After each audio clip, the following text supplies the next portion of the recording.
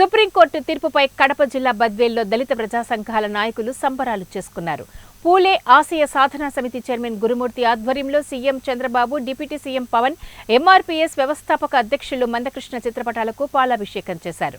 30 సంవత్సరాల సుదీర్ఘ పోరాటం వల్ల ఎస్సీ వర్గీకరణ సాధించామని అన్నారు. ఎస్సీ వర్గీకరణకు ఎంఆర్పీఎస్ వ్యవస్థాపక అధ్యక్షులు మందకృష్ణ మాదిగ ఉద్యమ పోరాటాల వల్ల ఎస్సీ వర్గీకరణ సాధ్యమైందని అన్నారు. ఎస్సీ వర్గీకరణకు అనుకూలంగా వ్యవహరించిన ప్రధాని మోడీకి ధన్యవాదాలు తెలిపారు. ఎస్సీ వర్గీకరణ సుప్రీంకోర్టు తీర్పు అమలు చేయాలని, తెలుగు రాష్ట్రాల ప్రభుత్వాలకు జీవో అమలు చేయాలని పంపించడం హర్షించదగ్గ విషయమని అన్నారు.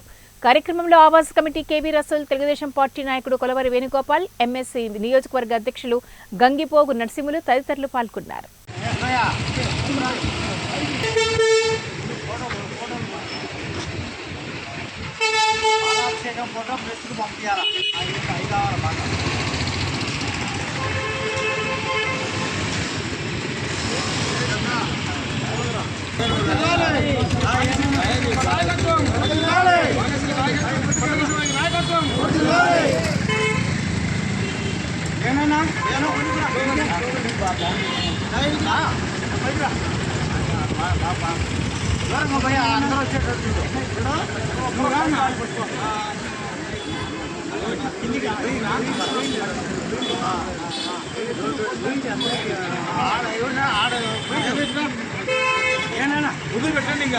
పట్టుకుందిరా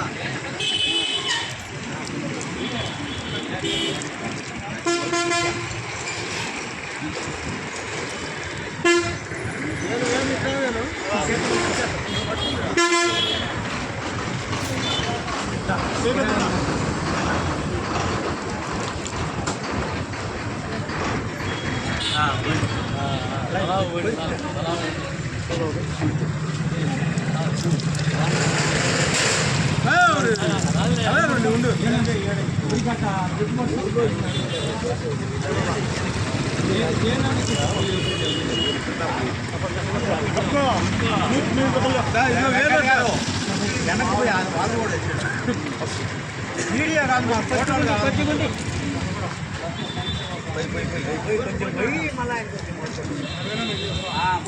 సమాధిగా వర్ధిల్లాలి మందాకృష్ణ నాయకత్వం, వర్ధిల్లాలి మందాకృష్ణ నాయకత్వం.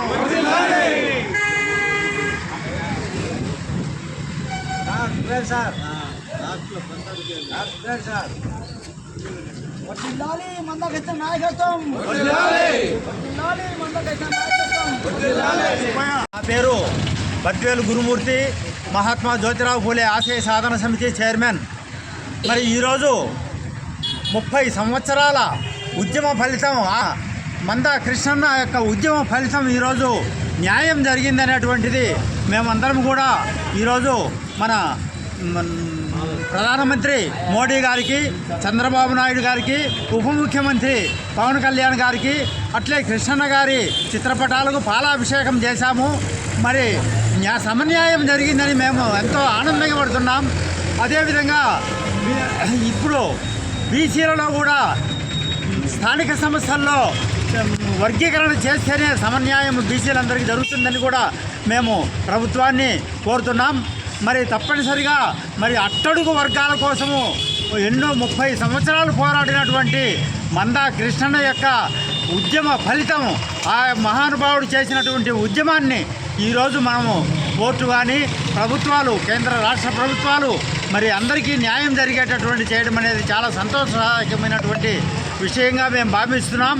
మేము ఎప్పుడు కూడా మరి పేదల పక్షాన నిలబడి అట్టడుగు వర్గాలు ఎప్పుడైతే అభివృద్ధి చెందుతాయో మరి సమన్యాయము సమాంతరంగా భారతదేశం అభివృద్ధి చెందుతుందనేటువంటిది పెద్దలు చెప్పినటువంటి సత్యాన్ని ఈరోజు నిజమైందని సభాముఖంగా తెలియజేసుకుంటున్నాం. జరుగుతాయి. ఇప్పుడు ఎవరికైనా న్యాయం న్యాయమే. నాకు ఎంత హక్కు అంత హక్కు మాత్రమే వస్తుంది. హక్కు లేనిది ఏది రాదు. ఎవరి ప్రతిఫలాలు వారికి.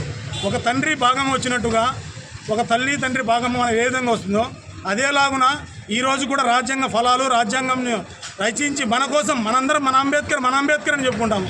అంబేద్కర్ గారు ఇచ్చింది ఎవరి ప్రతిఫలాలు వాళ్ళకు సమకూర్చుకోమని ఇచ్చినాడు. ఈ ప్రతిఫలాల మీద మనం ఎప్పుడైతే నడుచుకుంటామో ఈరోజు కేవలం దీనికోసంగా కొట్టాల్సింది రేపు రాజ్య అధికారం కోసం కొట్లాడదాం. రాజ్య అధికారం కోసము మనందరం కూడా ముందడుగులో ఉండి ఈరోజు ఎస్సీ ఎస్టీ బీసీ మైనార్టీలు అందరం కూడా రాజ్యాధికారం మన చేతిలో లేకనే కదా ఈరోజు మన పిల్లలు మనం ఈ జీవితం జీవించేది. కానీ అది ఒక్కటి కూడా దృష్టి పెట్టుకొని అందరూ కలిసి అందరూ కూడా ఈ సుప్రీంకోర్టు ఇచ్చిన తీర్పును స్వాగతిస్తూ ఎవరి ప్రతిఫలాలు వాళ్ళు ఆశించుకొని తినాలని చెప్పి కోరుకుంటూ సెలవు. ఎంఎస్పీ ఇన్ఛార్జ్ ఈరోజు 30 సంవత్సరాల ఉద్యమ ఫలితమే సుప్రీంకోర్టు భారత అత్యున్నత న్యాయస్థానంలో న్యాయం గెలిచింది. దీనికి మాదిగ జాతి ఆరాధ్య దైవం మందాకృష్ణ మాదిగ గారి ఉద్యమ ఫలితమే వల్లనే మాకు ఈరోజు సుప్రీంకోర్టులో మాకు అనుకూలంగా తీర్పిచ్చింది.